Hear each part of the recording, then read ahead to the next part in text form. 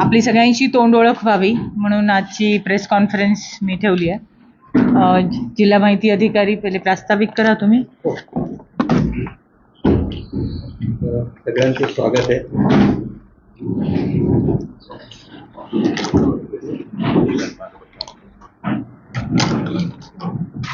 मॅडमची पहिली पत्रकार परिषद आहे आणि शिव साहेबांची पहिली आणि ॲडिशनल कलेक्टर नवीन त्यांची वर्षा ठाकरे मॅडम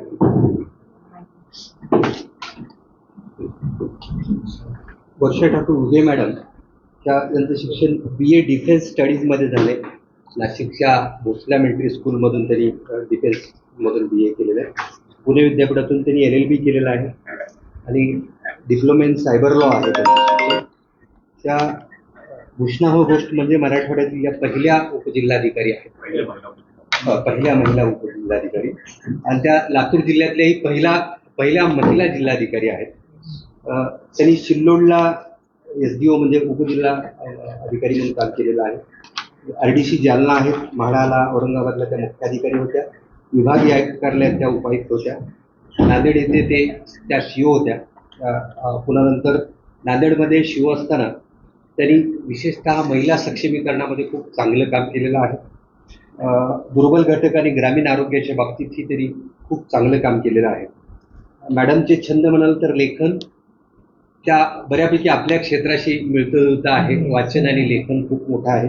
ट्रेकिंग, निसर्ग पर्यटन त्यांचं आवडतं आहे आणि पुरातत्व सर्वेक्षण विभागाच्या ऐतिहासिक स्थळांच्या माहिती पुस्तकाचं त्यांनी भाषांतर केलेलं आहे मराठीमधून. नांदेड जिल्ह्यातील पर्यटनाच्या ह्याच्यावर त्यांनी बरंच माहिती संकलित केली आहे मराठीमध्ये. अशा मॅडमचं आपल्या जिल्ह्यामध्ये स्वागत आहे. मॅडम, लातूर जिल्हा ही पर्यटनाच्या दृष्टीने अत्यंत चांगला आहे. लातूर जिल्ह्याची भौगोलिक परिस्थिती बघितली तर 800 ते 900 मिलीमीटर पाऊस पडतो वर्षाला. पण पूर्ण बागायती कमी आहे, पण बऱ्यापैकी सोयाबीनचा जिल्हा आहे. सोयाबीन खूप मोठ्या प्रमाणात इथं पिकतं आणि अलाइड उत्पन्न पण त्याचे प्रक्रिया उद्योग पण लातूर जिल्ह्यामध्ये असल्यामुळं भारतातलं दुसऱ्या क्रमांकाचं सोयाबीन उत्पादन जिल्हा आहे. त्याच्यामुळे प्रक्रिया उद्योगाला खूप मोठा चान्स आहे इथं. मॅडम, दुसरं पर्यटनाच्या दृष्टीने इथे 2 किल्ले आहेत महत्त्वाचे. उदगीरचा किल्ला, जिथं 1761ला निजाम आणि पेशव्यांमध्ये युद्ध झालं होते, पानिपतची लढाई इथून सुरू झाली होती. औसा किल्ला आहे, इथं निसर्गाचे पर्यटन खूप चांगले आहेत. हत्ती बेट आहे जे आता ब वर्गमध्ये आहे आपल्या पर्यटनाच्या, आणि वडवळ जानवळचं एक बेट आहे, त्याला संजीवनी बेट म्हणतात, आणि वनौषधीसाठी ते मध्य भारतामध्ये खूप प्रसिद्ध असं बेट आहे ते. आणि मॅडम, हे मुळातच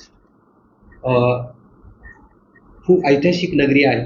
लट्टलूर, तुम्ही आता नंदीग्रामवरून लट्टलूरला आलात. प्राचीन काळातलं नाव लट्टलूर आहे. राष्ट्रकूटाच्या दंतीदुर्गांची ही नगरी आहे. या नगरीमध्ये आणि पर्यटनाला खूप चान्स आहेत. तुमच्या आवडीचं क्षेत्र आहे आणि इथल्या बऱ्याचशा जणांचं, सगळ्या पत्रकारांचं ते आवडीचं क्षेत्र आहे. आपल्या सगळ्यांचं स्वागत करतो आणि मॅडमला विनंती करतो की त्यांनी पुढे करा. आणि आजचे जे दुसरे CO साहेब आलेत नसून, अनमोल सागर म्हणून आहेत, भूगोल विषयात पदवीधर आहेत. औरंगाबादला संभाजीनगरला ते प्रोफेशनरी होते.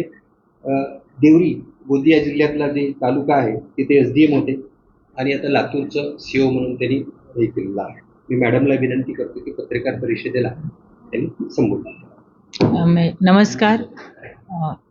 आपल्या सगळ्यांचा लोकशाहीचा चौथा स्तंभ म्हणून आपल्या सगळ्यांकडे बघितलं जातं आणि आपली भूमिका प्रशासनासाठी मला खूप महत्त्वाची आहे. लातूर जिल्ह्याची एक स्वतंत्र ओळख आहे आणि या ऐतिहासिक शहराच्या पार्श्वभूमीवर मला या ठिकाणची जिल्हाधिकारी म्हणून जी संधी शासनाने दिली आहे त्याबद्दल मला खरंच खूप आनंद पण होतोय आणि मी शासनाची आभारी आहे. खरं तर बुद्धिवंतांची ही जागा आहे आणि यामध्ये लातूरकडे जेव्हा आपण बघतो की आता सांगितलं की राष्ट्रकूटापर्यंत आपला इतिहास जातो आणि जर लातूराचं बघितलं लातूरकर म्हणून तर आपण शैक्षणिक हब, एक एज्युकेशन हब आहे. ॲग्रिकल्चरमध्ये सुद्धा आपलं खूप मोठं योगदान आहे. लातूर म्हटलं तर नेहमी म्हणजे ॲग्रिकल्चर बेस्ड सगळ्या ॲक्टिव्हिटीज पुढे येतात दाल मिलच्या ॲक्टिव्हिटीज पुढे येतात. हे सगळे स्ट्रेंथ पॉईंट्स आहेत, आपली स्ट्रेंथ सगळ्या आहेत. पण जर थोडंसं बघितलं तर माझ्या लहानपणापासून मला जर लातूर आठवलं तर रेल्वेच्या डब्यातून येणारं पाणी हे सुद्धा म्हणजे विसरता येत नाही. तर म्हणून जेव्हा जिल्हाधिकारी पदावर या ठिकाणी मी बसली आहे तेव्हा जे वीक पॉईंट्स म्हटले तर जलव्यवस्थापनाचा सुयोग्य वापर आणि जलव्यवस्थापनाकडे आपल्याला कसं लक्ष देता येईल आणि महिला सक्षमीकरण म्हणून माझा एक आवडीचा कल आणि महिला जिल्हाधिकारी म्हणून बसल्यावर एक आपोआपच येणाऱ्या जबाबदारी त्यातून एक थोडंसं त्या ठिकाणी म्हणजे मला त्या ठिकाणी काम करायला आवडेल. तर आता अनेक आव्हानं पण आहेत आणि लातूर सारख्या ठिकाणी काम करण्याची संधी मिळाल्याचा आनंद पण आहे. मी पहिल्यांदा सांगितलं की लोकशाहीचा एक चौथा स्तंभ आणि आपली भूमिका ही माझ्यासाठी खूप महत्त्वाची आहे. मला अत्यंत आनंद आहे की माझ्यासोबत या प्रवासात अनमोल जागर हे सुद्धा मुख्य कार्यकारी अधिकारी आम्ही दोघांनी एकदमच आमचा हा प्रवास या लातूरमध्ये सुरू होत आहे आणि प्रोबेशनर पण नमन माझ्यासोबत आहेत. तर या सगळ्या ह्याच्यामध्ये आता अनेक आव्हानं आपल्यासमोर आहे, अनेक चांगली काम करण्याचा कल आहे. आपल्या बातम्या कशा असतील पॉझिटिव्ह का निगेटिव्ह याच्या बाबतीत मला कधीच कुठल्याच बाबतीत हे नसणार, कारण तुमच्या निगेटिव्ह बातम्या यासुद्धा आमच्यासाठी प्रशासन सुधारण्यासाठी किंवा प्रशासनातल्या ज्या गोष्टी आम्हाला अंजन घालण्यासाठी आवश्यक आहेत मी त्याच सकारात्मक दृष्टीने घेईल. पण आपल्याकडनं माझी एकच अपेक्षा राहील की जेव्हा अशा बातम्या असतील तेव्हा मला फक्त त्या आमच्या प्रशासनातले जे व्यक्ती असतील त्यावर त्यांची भूमिका काय आहे ही आपल्याकडनं जर विचारली तर मी आपले आभारी राहीन. आणि ज्या सकारात्मक गोष्टी असतील किंवा आमच्या प्रशासनाकडनं ज्या गोष्टी होत असतील त्या मीडियावरनं पण हे करेल की आपल्या बातम्या पोहोचवण्याचं, शेवटच्या वस्तीवाडी तांड्यापर्यंत पोहोचवण्याचं माझ्या मागच्या काही वर्षांचा अनुभव आहे की मीडियाचा खूप मोठा रोल आहे आणि चांगलं काम पोहोचवण्याची जबाबदारी किंवा मी म्हणेल आपल्या प्रशासनाचा जो आमचा आरसा आहे तो मुळात तुम्ही तो पोहोचवण्याची आमची एक कामगिरी जबाबदारी आपल्या मार्फत आम्ही पार पाडत असतो. त्यामुळे आपली भूमिका, आपलं सहकार्य हे खूप मोलाचं आहे आणि त्या दृष्टीनेच माझं सुद्धा आपल्याला त्या पद्धतीने सहकार्य राहील.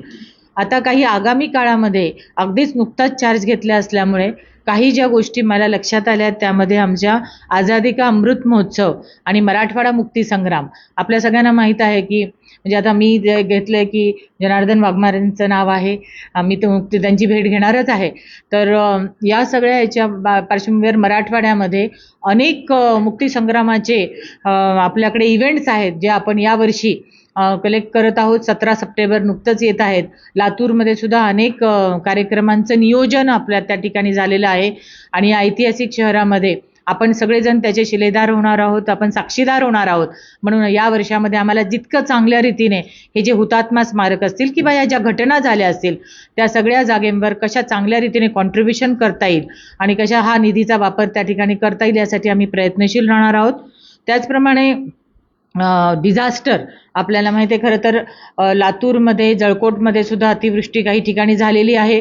आपत्कालीन जो सेल आहे आमचा अजून आम्ही त्या ठिकाणी तो सक्षम करणार आहोत आणि एक व्हॉट्सॲप सेलसुद्धा आम्ही आता लवकरच करणार आहोत ग्रीव्हियन्ससाठी की लोकांच्या ज्या तक्रारी असतील त्या व्हॉट्सॲपवर करून एक स्पेशल मेसेंजर आम्ही त्या ठिकाणी नेमणार आहोत की ज्या ठिकाणी लोकांच्या तक्रारी आमच्यापर्यंत आल्यानंतर सकारात्मक आणि लवकरात लवकर आम्ही त्यांच्यापर्यंत पोहोचू शकलो हा आमचा प्रयत्न राहील. त्याचप्रमाणे जे गणेशाचं आगमन लवकरच होणार आहे तर या सगळ्या याच्यावर आमच्याकडनं भूमिका राहील की मराठवाडा मुक्ती संग्राम आणि आझादी का अमृत महोत्सव याचेच देखावे आपल्याकडून जाऊन आपल्या जिल्ह्याला बक्षीस कसं मिळेल यामध्ये आणि आपल्या जिल्ह्याची एक आगळं भूमिका किंवा एक वेगळे सेट्स कसे राहतील त्यासाठी सुद्धा आम्ही प्रयत्नशील राहणार आहोत. काही इकडे HODs आहेत. सगळ्यात प्रथम मी CO साहेबांना रिक्वेस्ट करेल की त्यांची जे मराठवाडा मुक्ती संग्राम आणि आझादी का अमृत महोत्सवमध्ये खूप इनिशिएटिव्ह आम्हाला केंद्र सरकार आणि राज्य सरकारकडनं आलेत पण त्यांनी सुद्धा आता एक जाहीर आवाहन वगैरे केले तर त्या निमित्ताने काय कार्यक्रम घेतील ते आपल्यासमोर सांगते. सर्वांना नमस्कार. मी अनमोल सागर, CO जिल्हा परिषद लातूर. सर्वांना माहीत आहे की आता आझादी का अमृत महोत्सवच्या क्लोजिंग सेरेमनी जवळ आहे. त्या अनुषंगाने आम्ही एक टाइम टेबल आणि एक वेळपत्र आम्ही तयार केलेलं आहे आणि 27 जुलैला मी एक मीटिंग पण घेतलेली होती आणि सर्व BDO आणि HOD यांना प्रॉपर इन्स्ट्रक्शन्स पण दिलेले आहे की टाईमलाईन पद्धतीने सर्व काम करायचं आहे. आणि बरेच आपल्याकडे 5 थीम आहे ते मी थोडक्यात फक्त हेडिंग सांगणार. एक आपलं मेमोरियल किंवा शिल्पकला बेसिकली मेमोरियल तयार करणे, आणि दुसरं एक पंचप्राण प्लेज जो मी म्हणतो ते आम्ही 15 ऑगस्टला घेणे, आणि वसुधा वंदन तिथे आम्ही 75 सॅपलिंग्स प्रत्येक ग्रामपंचायतला आम्ही प्लांट करणार आहे. तिथे आम्ही अमृत वाटिका ते पण तयार करणार. आमच्या बेसिकली माझ्या लेवलवर असा इनिशिएटिव्ह राहणार की एक आदर्श अमृत वाटिका मी तयार करणार. जिल्हा, तालुका आणि ब्लॉक कोणतं राहील हे मी नंतर सांगणार, कारण की आम्ही आयडेंटिफाय करणार ते कोणते ठिकाण आहे. वीरों का वंदन आणि फ्लॅग होस्टिंग जे आहे ते 15 ऑगस्टला जे काही आपले स्वतंत्र सैनिक आहे किंवा इंडिपेंडन्स स्ट्रगलमध्ये जे शहीद झालेले आहेत त्यांच्या कुटुंबचा आम्ही बेसिकली सन्मान करणार 15 ऑगस्टला. बाकीच्या एक माझ्या लेवलवर एक बेसिकली एक मी इनिशिएटिव्ह घेणार आहे की जसे तुम्हाला माहित आहे सर्वांना की 30 ऑगस्ट पर्यंत एक कर्तव्य पथावर कलशमध्ये माती घेऊन लोकांना एक वॉक करणार आहे कर्तव्य पथवर. सेम पद्धतीने आम्ही तालुका जिल्हा हेडक्वार्टरमध्ये म्हणजे लातूर शहरामध्ये पण आम्ही सेम पद्धतीने एक वॉक करणार. ते सेम कॉपी होईल आणि ते खूप चांगलं प्रक्रिया बेसिकली इव्हेंट होऊ शकते, आणि आम्ही एक लातूरच्या एक वेगळी युनिकनेस पण मिळणार या मोहीममध्ये. बाकी जे टाइम टेबल्स वगैरे आहे ते प्रशासकीय मला मी ऑलरेडी दिलेलं आहे, आणि मी कलेक्टर मॅडम यांच्या सोबत एक जाहीर आवाहन पण करणार, आणि तुमच्या माध्यमातून सर्व सरपंच, ग्रामपंचायतचे सदस्य, ग्रामसभाचे लोक त्यांना मी आवाहन करणार की ते जे मोहीममध्ये मॅक्सिमम पार्टिसिपेशन त्यांच्या होईल अशी मी बेसिकली एक्सपेक्ट करतो. ते असं मॅडमचे साईन आणि माझे साईन करून मी जे जाहीर आवाहन पब्लिश करणार न्यूजपेपरमध्ये. बाकीच्या आझादी का अमृत महोत्सव बद्दल एवढा माझी बेसिकली एक प्रिपरेशन आहे. ऑलरेडी प्रिपरेशन प्रगतीवर आहे आणि टाइम बेसिकली जे काही डेडलाईन आहे त्या अनुषंगाने काम होईल. आणि जळकोटमधल्या पण यामधले जे डिझास्टर येतात त्यांच्याकडनं सुद्धा आमची कंट्रोल रूम पूर्ण एस्टॅब्लिश झाली आहे. आमचे सगळे घराचे पडझडीचे पंचनामे, शेतीचे पंचनामे त्याचप्रमाणे पूर्ण करून आमचं अनुदान वाटपाची प्रक्रिया सुद्धा आम्ही लगेच तात्काळ सुरू केलेली आहे. आणि म्हणजे याच्यातल्या जे जनावरं मयत झालेत त्याला सुद्धा आम्ही अनुदान तात्काळ त्या ठिकाणी देण्यात आलेलं आहे. तर आझादी का अमृत महोत्सवच्या दृष्टीने अजून 1-2 काही तुम्हाला सांगायचं असेल, नुसतं हायलाइटेड काही असेल तर ते तुम्ही ॲडिशन करा. आणि भारत निवडणूक आयोगाचा कार्यक्रम सुद्धा जाहीर झालेला आहे. आपल्याला सगळ्यांना माहिती असेल, मतदार नोंदणी, जास्तीत जास्त नोंदणी, आणि त्यातल्या त्यात महिलांचं प्रमाण पुन्हा नोंदणीचं त्या ठिकाणी मला काल कमी जाणवलं आहे. तर त्यासाठी सुद्धा आम्ही आता विशेष प्रोग्राम घेतला आहेत, कारण वोटर म्हणून त्यासुद्धा तेवढ्याच अधिकारवाणीने आल्या पाहिजेत. 7-12मध्ये सुद्धा नाव नोंदणीसाठी त्यांच्या कार्यक्रमामध्ये आम्ही तो पण कार्यक्रम 8मध्ये 7-12मध्ये या सगळ्या गोष्टी आम्ही सगळ्यांच्या सहकार्याने, कुटुंब प्रमुखांच्या सहकार्याने, घरकुलामध्ये जॉईंट नाव घेण्याचं हे सुद्धा, कारण जोपर्यंत मालकी हक्कामध्ये किंवा आर्थिक नियोजनामध्ये त्यांचा सहभाग होणार नाही तोपर्यंत त्यांना खऱ्या अर्थाने सक्षम होता येणार नाही असं मला वाटतं. पॉलिसी मेकिंगमध्ये या गोष्टी सुद्धा आम्ही आपल्या सगळ्यांच्या सहकार्याने आम्ही त्या पुढे नेणार आहोत. भारत निवडणूक आयोगाचा कार्यक्रमाच्या दृष्टीने मी आपल्याकडनं एक मला थोडंसं सहकार्य लागेल की जेवढे BLO आम्ही नेमणूक केलेले आहेत त्यांनी त्यांच्या जागेवर लगेच त्या ठिकाणी नियुक्त व्हावं आणि रुजू व्हावं, अन्यथा त्यांच्यावर आम्ही कार्यवाही करू. तर हे तुम्ही जर सांगितलं तुमच्या ह्याच्यातनं तर आम्ही हा इशारा जिल्हाधिकाऱ्याने दिला आहे, हे जर नम्रपणे सांगितलं तर आमची प्रोसेस ही फास्ट होण्यासाठी मदत मिळेल. आमच्या निवडणूक आयोगातल्या डेप्टी कलेक्टर यासुद्धा त्या ठिकाणी चांगलं काम करतात. त्यांनी प्रोसेस सुरू केली 1-2 मिनिटात. त्यांनी थोडंसं विशद करावी प्रक्रिया. भारत निवडणूक आयोगाचा कार्यक्रम विशेष संक्षिप्त पुनरीक्षण कार्यक्रम 2024 हा जाहीर झालेला आहे. याच्यापूर्वी आपण 3 तारखेला प्रेस नोटमध्ये डिटेल याच्याबद्दल सांगितलेलं आहे.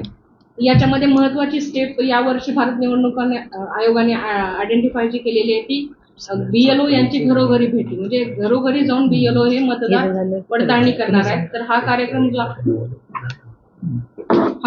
जो आहे तो 21 जुलै ते 21 ऑगस्ट या दरम्यान होणार आहे. आणि त्यामध्ये मतदान केंद्राची पडताळणी आणि तिथं बेसिक सुविधा मतदान केंद्रावर आहेत की नाहीत याचीही पडताळणी होऊन आपले जे मतदान केंद्र आज आहे 2084 तर त्यामध्ये सुद्धा वाढ होऊन काही मतदार जास्त जिथे असतील ते आपण पुनर्रचना करून त्यांची परत पडताळणी करून त्याचा अहवाल भारत निवडणूक आयोगाला पाठवणार आहे. आणि त्यानंतर आपली 17 ऑक्टोबर रोजी प्रारूप मतदार यादी प्रसिद्ध होणार आहे. प्रारूप मतदार यादी प्रसिद्ध झाल्यानंतर आपला जो महत्वाचा संक्षिप्त पुनरीक्षणचा कार्यक्रम, जिथून आपले दावे व हरकती स्वीकारण्याचा कालावधी जो आहे तो 30 नोव्हेंबर पर्यंत असणार आहे आणि हे निकाली काढून 25 डिसेंबर पर्यंत त्याच्यावर निर्णय घेणे आणि हे निर्णय घेतल्यानंतर 1/1/2024 या अर्हता दिनांकावर आपली मतदार यादी जी आहे ती 5 जानेवारी 2024 रोजी अंतिम मतदार यादी प्रसिद्ध होणार आहे. याच अनुषंगाने माझं मॅडमच्या वतीने आणि सगळ्या जिल्हा प्रशासनाच्या वतीने आव्हान आहे की जे घरोघरी BLO व्हिजिट करण्यासाठी येत आहेत, आपण त्यांना आय कार्ड पण दिलेले आहेत, तर त्यांना सर्वतोपरी सहकार्य करावं असं नागरिकांना आव्हान जिल्हा प्रशासनामार्फत करण्यात येत आहे.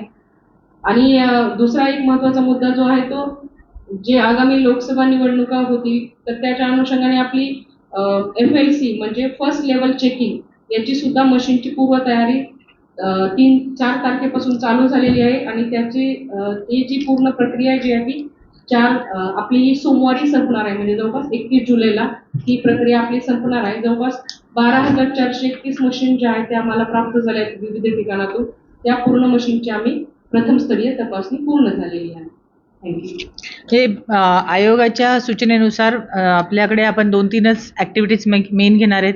महिलांचं प्रमाण वाढवताना आमच्या लक्षात आलं की माहेर सासर हा इश्यू आहे, कारण माहेरी ज्या महिलांचं नाव असेल ते माझ्या लक्षात आलं काल की रिव्ह्यू घेताना की सासरी आल्यानंतर ते नाव डिलीट होत नाही, तर आपल्याकडनं आवाहन करायचं की माहेरची नावं आता डिलीट करून ज्या ठिकाणी असतील त्यांनी त्या ठिकाणी केलं तर मतदानाचा अधिकार त्यांना बजावता येईल आणि लातूरकरांचं प्रमाण वाढेल. तर ही भूमिका आमची आहे, आम्ही त्यांच्यापर्यंत पोहोचण्याचा प्रयत्न करणार आहोत. दुसरी गोष्ट, दिव्यांगाचं प्रमाण सुद्धा त्यांच्यापर्यंत पोहोचू आम्ही आणि फॉर्म फिल करण्याची ती पण प्रोसेस आम्ही करणार आहोत. आणि त्याचप्रमाणे 18 वर्ष जे नवीन आहेत वोटर्स, ते कॉलेजमध्ये वगैरे जे आहेत ते सगळे उत्साही असतात, त्यांना पहिला मतदानाचा खूप उत्साह असतो, तर त्यांना सुद्धा त्यांच्यापर्यंत पोहोचून आम्ही एक नवीन पंधरवडा ज्याच्यामध्ये नवीन मतदारांच्यासाठी फॉर्म कॉलेजमध्ये आणि त्यांच्या ती नोंदणी ती सुद्धा आम्ही त्या ठिकाणी कार्यक्रम आपण करणार आहोत. त्या निवडणुकीचं पूर्ण वातावरण आणि प्रिपेअर्डनेस आम्ही सज्ज आहोत आणि आम्ही ते कार्यक्रम आता तयारी सुरू केलेली आहे. तर मला वाटतं की मराठवाडा मुक्ती संग्रामाने सगळ्यात झालंय, तर परिचय मला पण आवडेल करून घ्यायला कशा पद्धतीने माझ्यात आपण.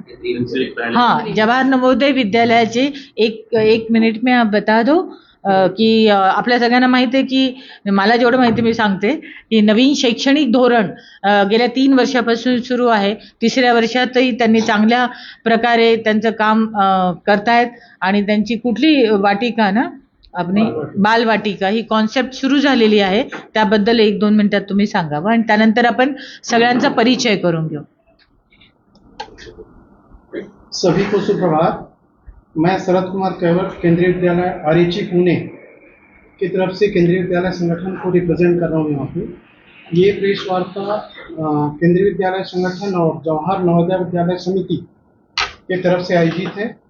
नई शिक्षा नीति 2020 के 3 वर्ष पूरे होने के उपलक्ष्य में ये आयोजित है.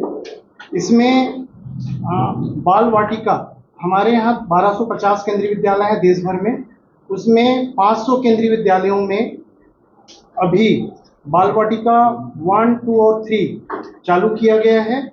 बाल वाटिका 1 में 3+ के बच्चों का एडमिशन होगा, बाल वाटिका 2 में 4+ के बच्चों का एडमिशन होगा और बाल वाटिका 3 में 5+ के बच्चों का एडमिशन होगा. और बाल वाटिका से डायरेक्ट क्लास 1 में बच्चों का एडमिशन ऑटोमेटिक हो जाएगा, क्योंकि बाल वाटिका में जो एडमिशन प्रोसेस होगा वो क्लास 1 में जैसा होता है उसी के हिसाब से होगा. दूसरी चीज हम इसमें आए तो कौशल विकास केंद्र का भी प्रोत्साहन किया जा रहा है. तो कक्षा 6 से लेकर 8 तक कारपेंट्री, इलेक्ट्रिशियन, पोट्री आदि वोकेशनल जो सब्जेक्ट हैं, और कक्षा 8 में आर्टिफिशियल इंटेलिजेंस भी शुरू किया गया है. साथ ही साथ एक विद्यांजलि पोर्टल जिसमें सभी केंद्रीय विद्यालय बोर्डेड हैं, उसमें कोई भी इंडिविजुअल या संस्था जो भी चीज़ें अपनी कोई इंटेलेक्चुअल कोई सेवाएं दे सकते हैं, अपना कोई आइटम देना चाहें दे सकते हैं. ये ऑनलाइन है और उसमें अपना योगदान दे सकते हैं समाज के विकास के लिए. हे मला वाटतं हा एक चांगला हायलाइट आहे. विद्यांजली पोर्टलवर या मार्फत आपण शाळा कॉलेजमध्ये आपल्याकडे ज्या वस्तू आहेत चांगल्या म्हणजे कुणाला लॅपटॉप द्यायचा असेल, जुना असेल, वह्या असतील, पुस्तकं असतील किंवा काही वस्तू असतील तर ते त्यांना त्या पोर्टलवरनं आपण त्या शाळेतल्या गरजू मुलांपर्यंत पोहोचवू शकतो. तर मला वाटतं हे पोर्टल का आप ये बताएंगे, एड्रेस होगा ना, वेबसाइट या कुछ नाम वाम? मैडम वो डालने से आ जाएगा, विद्यांजलि विद्यांजली पोर्टल टाक. तर मला वाटतं याचा प्रचार प्रसार झाला तर कॉमन लोकांपर्यंत निश्चित आपल्या गरजू लोकांना याचा चांगला फायदा होईल.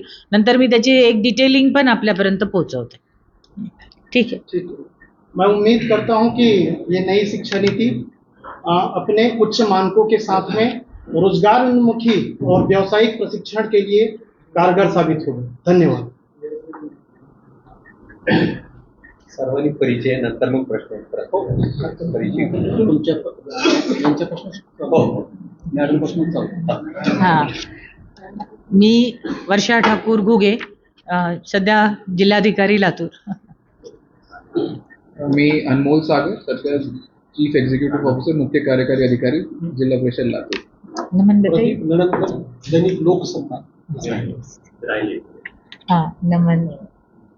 मी Naman Goyal, assistant collector probationary Latur. Ashok Chinchole, संपादक दैनिक भूकंप लातूर.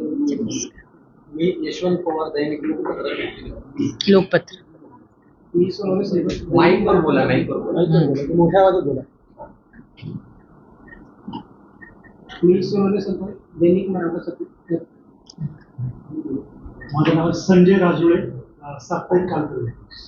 सलीम शेख, स्टार महाराष्ट्र. राजकुमार टापे, संपादक लातूर प्रेस. सचिन सोनके,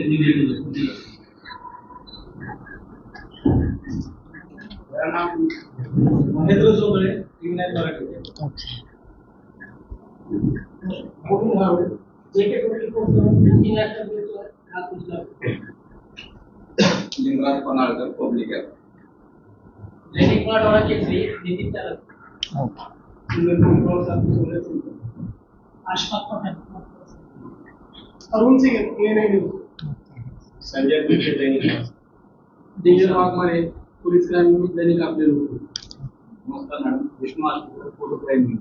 मॅडम, आपण मुंबईत असताना औरंगाबाद मी आंदोलन रघुनाथ जेवढे आणि अच्छा. त्यावेळेस आपण म्हणजे पुढाकार घेऊन विषय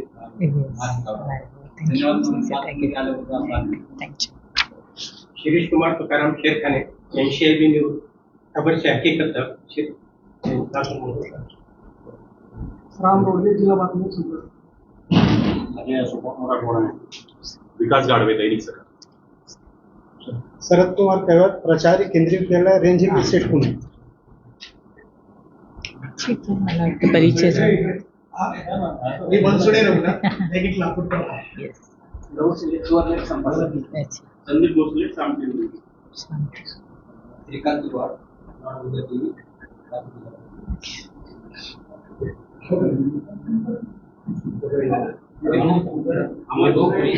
दैनिक आनंद. आनंद. Sambhaji Kamble, SK news Latur.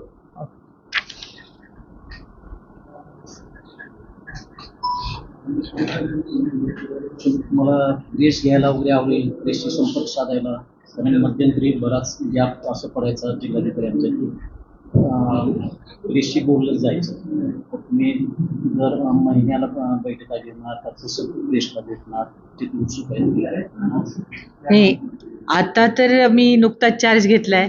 आता पुढची परिस्थिती जसे जसे आपल्याला इलेक्शन्स येतील, महत्त्वाचे काही घटना असेल, तुम्ही माझ्यापर्यंत कधी पोहोचू शकतात. इंडिव्हिज्युअली पण तुम्ही मला व्हॉट्सअप करू शकतात, मला बोलू शकतात. कधी कधी व्हॉट्सॲप किंवा कॉल मिस पण होऊ शकतात, तर कृपया त्याचे गैरसमज करण्यात येऊ नये, कारण कार्यबाहुल्य तशा गोष्टी होत असतात. परंतु आपण कधीही माझ्याकडे येऊ शकतात. प्रेस कॉन्फरन्स आपण जसे जसे कार्यबाहुल्य आणि इम्पॉर्टंट विषय असतील त्या निमित्ताने आपण नेहमी संपर्कात राहूया. आणि मला तुमच्याशी कनेक्टेड व्हायला निश्चित मनपूर्वक आवडेल, कारण तुमच्याकडनं जे फीडबॅक्स येतील आणि जेवढं आपलं इंटरॅक्शन चांगलं असेल तेवढं मला वाटतं मला जास्त चांगल्या रीतीने मदत होईल. सो इट इज व्हेरी निवेदन असो किंवा पत्रकार फोटो वगैरे काढत नाही, त्यावेळेस आपल्याला काही तसे काय नाही, प्रत्येकाची काम करण्याची एक पद्धती असते आणि I don't want to comment on anything. पण मी माझ्या बाबतीत बोलेल, दुसऱ्यांच्या बाबतीत बोलणार नाही. तर माझ्या बाबतीत मी अत्यंत मिक्स होणारी, स्ट्रेट फॉरवर्ड आणि मी अत्यंत मध्यमवर्गीय मराठवाड्याच्या मातीतली आहे. त्यामुळे मी अगदी मिक्स होऊन निवेदन घेण्यासाठी आणि लोकांसाठीच आम्ही बसलेलो आहोत. तोच माझा रोल असेल आणि तेच माझं कर्तव्य आहे. तर त्याच भूमिकेतून मी वावरेन.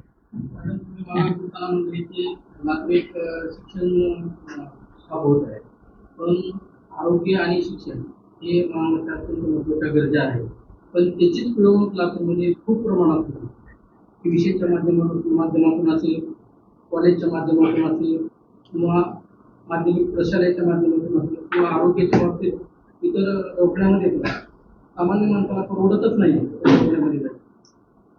त्याबद्दल आपण काय? या दोन्ही गोष्टी, जेव्हा एखादी गोष्ट पुढे जात असते, प्रत्येक रथाला दोन बाजू असतात. जेव्हा आपली लातूरची आर्थिक बाजू भरभक्कम होत असते, तेव्हा काही गोष्टी घडतायत या सुद्धा तुम्ही माझ्या नजरेत आणून दिलेल्या आहेत. निश्चितपणे त्या ज्या पिळवणूक होत असतील किंवा चुकीच्या गोष्टी होत असतील, तर ज्या वेळेस निदर्शनास आल्या त्यावर आम्ही त्याच्यावर कार्यवाही करू. PSCच्या आणि डॉक्टर्सच्या बाबतीत जे पण असेल, अनमोलनी आता नवीनच चार्ज घेतला CEO सरांनी, ते सुद्धा त्या बाबतीत तुमच्याकडनं आले तर निश्चित आम्ही त्याप्रमाणे, कारण आरोग्य हे महत्त्वाचा केंद्रबिंदू आहे, आम्ही त्याच्यावर लक्ष देऊ. लातूर कसं वाटलं मॅडम? हे लातूरचं नाव पूर्ण महाराष्ट्रात एकदम छान वाटते आणि लातूरकर नेहमीच सगळ्यांना भरभरून प्रेम देतात आणि सहकार्य करतात. हा नावलौकिक आहे, अत्यंत चांगलं वाटतं. आमच्या मित्राने आता सांगितल्याप्रमाणे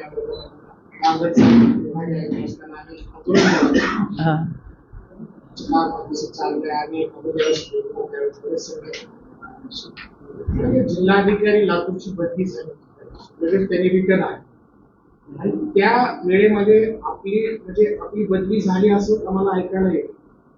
परंतु आपल्या बदलीसाठी लातूरसाठी काही विरोध होतो का राजकीय लोकांमध्ये? बऱ्याचशा काही चर्चा होती याही बाबतीमध्ये. पुन्हा जी बदली झाली पुन्हा लगेच जिल्हाधिकारी शक्तीचा. आता काही लोकांना आवडतात अधिकारी, काय नाही त्यांच्या कामावर असते. तुमच्या कामाच्या बाबतीत एक महिला जिल्हाधिकारी आणि विशेष काय म्हणून आपल्याला काही विरोध होता? मी अगदी नम्रपणे सांगू इच्छिते की पोस्टिंग्स या अधिकाऱ्याच्या आयुष्यातला एक भाग असतो. शासन जिथे नियुक्त करतो तिथे आम्ही जाऊन काम करत असतो. की पोस्टिंग आणि साईड पोस्टिंग असं काहीही नसतं. माझी शासनाने नियुक्ती केली, ज्या दिवशी बदली झाली त्याच्या दुसऱ्या दिवशी येऊन मी चार्ज घेतला. याबद्दल मी एवढंच भाष्य करू इच्छिते. आणि मी येण्यापूर्वी मला कुठलाही राजकीय किंवा सामाजिक स्तरावरनं विरोध नव्हता. उलट अनेक भरभरून व्हॉट्सॲपवर प्रयोग होते की तुम्ही कधी येणार. त्यामुळे मला लातूरकरांचं प्रेम आधीपासूनच होतं. कुठल्याही एक अंश सुद्धा कुठलाही विरोध मला येण्यापूर्वी कुठेही जाणवला नाही किंवा त्या ट्रान्झिट पिरियडमध्ये सुद्धा जाणवला नाही. धन्यवाद. विषय वेगळं थोडंसं असलं तरी महत्त्वाचं हे आहे, सध्या शेतीमध्ये गोगलगाय आणि पैसा म्हणून त्यांनी हे पिकाचं नुकसान केलेलं आहे. सोबत हरणांचं प्रमाण या जिल्ह्यामध्ये मोठ्या प्रमाणात आहे आणि शेतकऱ्याला सतत भेडसावणारं जे आहे रानडुकराचा प्रश्न आहे. तर हे काही होत नाही. हे वन विभागाने काय करतात या संदर्भात ते काही दक्षता घेतात का? घटना घडल्यानंतर आपण त्यांना मदत देतो. त्यांनी सांगितलं मुद्दा हा गेल्या 10 वर्षापासून अतिशय गंभीर होते दरवर्षी. म्हणजे आत्ताचे वनमंत्री हे विरोधी पक्षात होते तेव्हाही आमचं त्यांच्याशी कम्युनिकेशन झालं होतं, आत्ताही पाठपुरावा होतो. पण शेतकऱ्याला याच्यामध्ये काही मिळत नाही. गंभीर विषय तुमच्या बाजूने या विषयात नक्कीच. कारण काय आहे याच्यामध्ये, गोगलगाईचा तर राज्यव्यापी 2 वर्षापासून चालला आहे. त्याच्यामध्ये अनेक आता औषधं वगैरे येतात. आपण तरी ॲग्रिकल्चर बेस्ड मधल्या मशिनरीला पूर्ण कामाला लावू आणि आपल्याला काय करता येईल त्याच्यात बघू. पण हिंस्र जो कायदा आहे सेंटरचा तो खूप स्ट्रिक्ट आहे. त्याच्यामुळे तो बघून त्याची पायमल्ली होणार नाही, पण आपल्या शेतकऱ्यांचं पण प्रोटेक्शन होईल. असा दुहेरी आपण समन्वय कसा राखता येईल हे बघून आपण हा प्रश्नाकडे बघूया. अमृतवाटिका काय सांगतो? अमृतवाटिका बेसिकली 75 बेसिकली एक नर्सरी आहे. तिथे आम्ही 75 सॅम्पलिंग्स प्लांट करणार आणि NSS जे काही सॅम्पलिंग असणार ते देशी इंडियन ब्रीडची असणार. ते बेसिकली एक मॅनिफेस्टेशन आहे 75 इयर्सच्या आझादी का अमृत महोत्सवच्या आणि सिम्बल आहे जे 75 इयर्सच्या. तेच फक्त आहे, ते बेसिकली नर्सरी सारखे आहे. ही वाटिकेचा एक सगळ्यात चांगला उद्देश काय आहे की प्रत्येक युथ हा त्या गावचा सरपंचाचा त्या ग्रामपंचायतची माती घेऊन येईल आणि अमृत महोत्सवमध्ये ती माती तो दिल्लीपर्यंत घेऊन जाणार आहे, पण त्या मातीचं एक अमृत वाटिका या ठिकाणी लातूरमध्ये होईल आणि त्या ठिकाणी त्याची ती माती आणि सॅपलिंग हे कायमस्वरूपी आपल्या सगळ्यांच्या चिरस्मरणात राहावं अशी त्या याची एक संकल्पना आहे. मला वाटतं ती जास्त म्हणजे महत्वाची आहे. गंभीर रोगामध्ये त्यामध्ये त्यांना आमदार परवास वाटप केला असं सांगितलं. त्यामध्ये लातूर जिल्ह्यामध्ये किती कुणाला वाटतं याची पशु आहे ती मी माहिती घेऊन सांगते. तुमचा प्रश्न लंपीच्या याच्यामध्ये मी आज सांगितलं त्यावर शेतकऱ्यांना वाटप केलेलं आहे. किती झालं? नाही, मी याच्या नैसर्गिक आपत्तीबद्दल बोलले. आता जी पतझड झाली ना अतिवृष्टीमध्ये त्याच्याबद्दल. तरी तुमचा प्रश्न जो आहे लंपीचा तो आपण कन्सिडर प्रेस नोट दिलेली आहे. ओके. त्यामध्ये किती लोकांना देऊन टाका पुन्हा एक टन ते आलेलं आहे ना मॅडम. देऊन टाका. आणि दुसरा प्रश्न मॅडम, जिल्हा परिषदला शैक्षणिक दर्जा बघितला जात नाही, विद्यार्थी हा संस्थेकडे जातो. या संदर्भात काय आपण उपाय राबवणार? आता एक धोरणामध्ये तुम्ही सांगताय जिल्हा परिषद शाळेचे विद्यार्थी संख्या कमी होते, शिक्षक कमी होतात, संस्थेकडे खर्च जास्त वाटतो, फीस बरोबर वाढलेली आहे. या संदर्भात काय उपाय? जिल्हा परिषदच्या शाळेची संख्या वाढवण्यासाठी गुणात्मक या वर्षीच्या याच्यामध्ये मंत्री साहेबांकडनं आणि सचिव सरांकडनंच खरं तर गुणात्मक आम्ही कशा पद्धतीने त्यामध्ये वाढ करू शकतो आणि घरापर्यंत जाऊन जी मुलं कोविड नंतर कामाला लागली आहेत किंवा शाळेत येत नाही. कारण काय झालंय, कोविड नंतर मुलांना शाळेची गोडी लागून पुन्हा आणणं हे सगळ्यात मोठं चॅलेंज शिक्षकांपुढे आहे. त्यामुळे या मुलांना आणून उपस्थिती करणं आणि तेही सांगते की खाजगी शाळेत फीस परवडत नाही म्हणून अनेक शाळेतले पाल्य हे आमच्या जिल्हा परिषद शाळेमध्ये प्रवेश होतोय. मागच्या काही वर्षामध्ये आमची उपस्थिती खूप वाढली आहे, पण ही टिकवणं आमची आता जबाबदारी आहे. तर या दोन्ही प्रश्नांना आम्ही नक्कीच त्याच्यामध्ये सकारात्मक आणि जबाबदारीने काम करू. खाजगी शाळेमध्ये जास्त फी आकारली जाते, त्याच्यावर आपण काय सांगतो? खाजगी क्षेत्रात काय होतंय नाही, आता तो काय आहे, तो पॉलिसी मेकिंगचा प्रश्न आहे आणि ते डिपार्टमेंट ठरवतं की किती फीस यायची. फक्त त्या फीसच्या व्यतिरिक्त अन्य त्यांनी घेऊ नये असं एक बंधनकारक संकेत असतात. त्याच्यामध्ये पिळवणूक होत असेल तर तशी स्पेसिफिक तक्रार आली तर आम्ही नक्की कार्यवाही करू. चलो. जिल्हा परिषद शाळेमध्ये शिक्षकांची कमतरता आहे. ही ती रिक्त जागा आहेत. आता त्याची भरती प्रक्रिया सुरू झालेली आहे. रोस्टर आता फायनल करतील. गेल्या आठवड्यामध्ये आपल्या जिल्हा परिषद तर्फे आंदोलन झालं. ऍक्च्युली ते जे बिंदू नामावली आणि बाकीचे विषय काम आता प्रगतीवर आहे, युथ पातळीवर आहे ऍक्च्युली. आणि एव्हरी वीक ते VC पण होतात आणि ते लवकर आम्ही ती माहिती पण पाठवणार. शिक्षण खात्याकडनं लवकरच भरती होती याच्यात. मॅडम, आपल्या मागच्या आपण 22 करोडचा घोटाळा झाला होता. त्या संदर्भात मागच्या जिल्हाधिकाऱ्यांनी काही भाष्य केली किंवा कोणती पत्रकार परिषद केली, त्यावर आता आपण साहेबांचे नाही, एक माहिती घेतली मी. बघा, आता जिथे सगळ्यात राज्यामध्ये प्रत्येक ठिकाणी प्रत्येक विषयामध्ये अशा घटना होत असतात जे अत्यंत दुर्दैवी आहे. पण मनुष्य म्हटलं की अशा गोष्टी आपल्याला फेस कराव्या लागतात. या फक्त चुका झाल्यानंतर त्या चुका पुन्हा रिपीट होणार नाही ही आमची जबाबदारी आहे. त्यामुळे या चुका पुन्हा होणार नाही म्हणून ताळमेळ घेणे किंवा जिल्हाधिकारी कार्यालयाची अशी इमेज अजून होणार नाही आणि ती प्रतिमा अजून कशी उज्ज्वल होईल आणि अशा प्रिकॉशन घेण्याच्या जबाबदारीत्मक ज्या कार्यवाही करण्याची ज्या ॲक्शन्स आहेत त्या मी सुरू केलेल्या आहेत. आपल्याही काही गोष्टी अशा कधी निदर्शनास आल्या तर आमच्या निदर्शनास पण होऊन हे ऑडिट करणं आमची नेहमीचीच रुटीन परंपरा आहे. कधी कधी कार्यबाहुल्यात या गोष्टी थोड्याशा राहून जातात, गॅप फिलिंग होतात, मॅनपॉवर नसते, जसं यांनी सांगितलं, रिक्तता असते, त्यामुळे या गोष्टी राहतात आणि याच्या दुर्दैवी गोष्टी घडतात. पण त्या कशा टाळता येईल जितक्या त्याच्यासाठी आम्ही प्रयत्नशील राहू. आपण लातूर शहरामध्ये राहतो. या शहरामध्ये पार्किंगचा आणि बेकायदा बांधकामाचा प्रश्न आहे.